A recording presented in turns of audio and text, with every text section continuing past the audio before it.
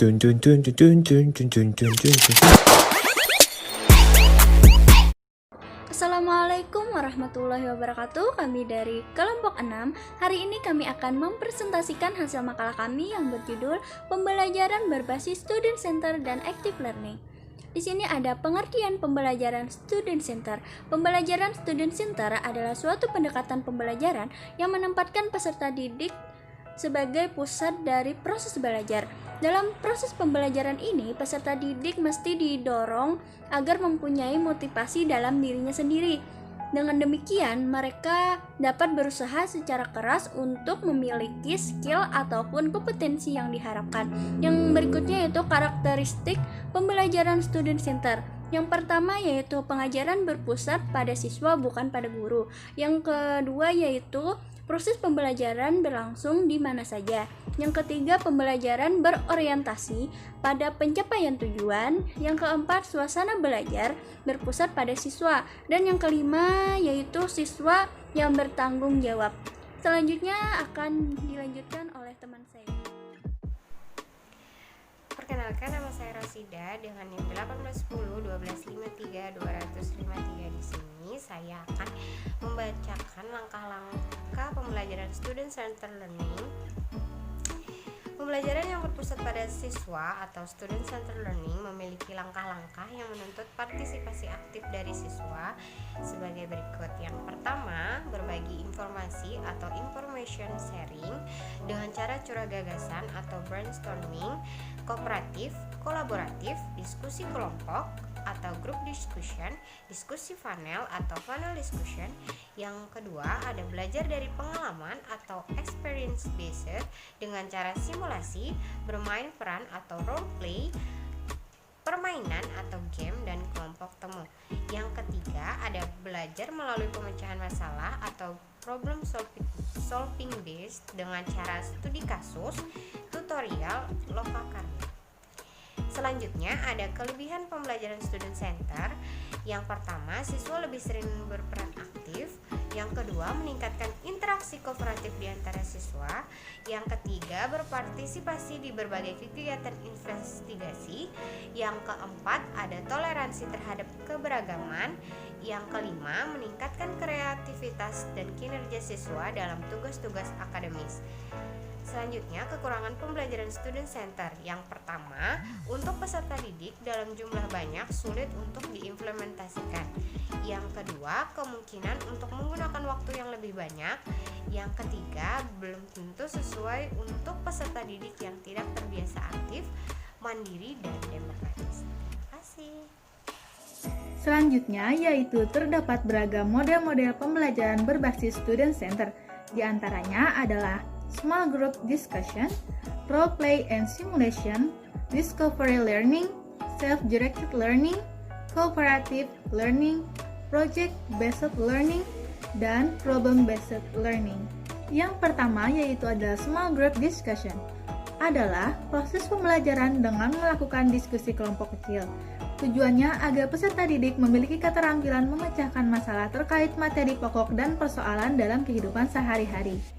Selanjutnya yaitu role play and simulation, yaitu mempelajari dan menjalankan suatu peran yang ditugaskan kepadanya atau mempraktikkan mencoba berbagai model yang telah disiapkan. Selanjutnya yaitu ada discovery learning, mencari atau mengumpulkan dan menyusun informasi yang ada untuk mendeskripsikan suatu pengetahuan.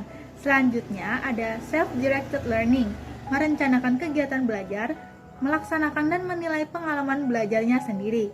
Selanjutnya ada cooperative learning, membahas dan menyimpulkan tugas yang diberikan oleh guru secara berkelompok. Selanjutnya yaitu ada project-based learning, mengerjakan tugas berupa proyek yang telah dirancang secara sistematis dengan menunjukkan kinerja dan mempertanggungjawabkan hasil kerjanya. Selanjutnya yaitu problem-based learning, belajar dengan menggali atau mencari informasi serta memanfaatkan informasi tersebut untuk memecahkan sebuah masalah faktual yang dirancang oleh guru.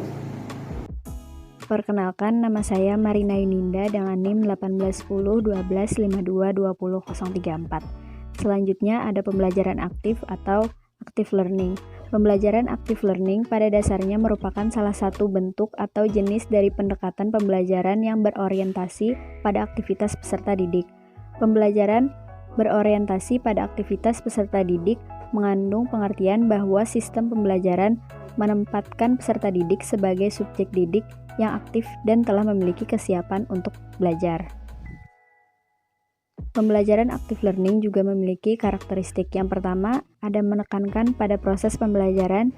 Yang kedua, siswa tidak boleh pasif, tetapi harus aktif mengerjakan sesuatu yang berkaitan dengan materi pembelajaran. Dan yang ketiga, penekanan pada eksplorasi nilai-nilai dan sikap-sikap berkenaan dengan materi pembelajaran. Dan yang keempat, siswa lebih banyak dituntut berpikir kritis, menganalisis, dan melakukan evaluasi daripada sekedar menerima teori dan menghafalnya. Dan yang terakhir, umpan balik yang lebih cepat akan terjadi pada proses pembelajaran. Pembelajaran aktif atau active learning bisa diterapkan dengan langkah-langkah sebagai berikut. Yang pertama, guru menyampaikan atau menguraikan materi pembelajaran secara sistematis dan etis terhadap peserta didik. Kemudian, alokasikan waktu khusus untuk memberikan kesempatan kepada peserta didik untuk bertanya. Jika pada sesi pertanyaan tersebut tidak ada yang merespon, maka guru harus memberikan pertanyaan kepada seluruh peserta didik di dalam kelas.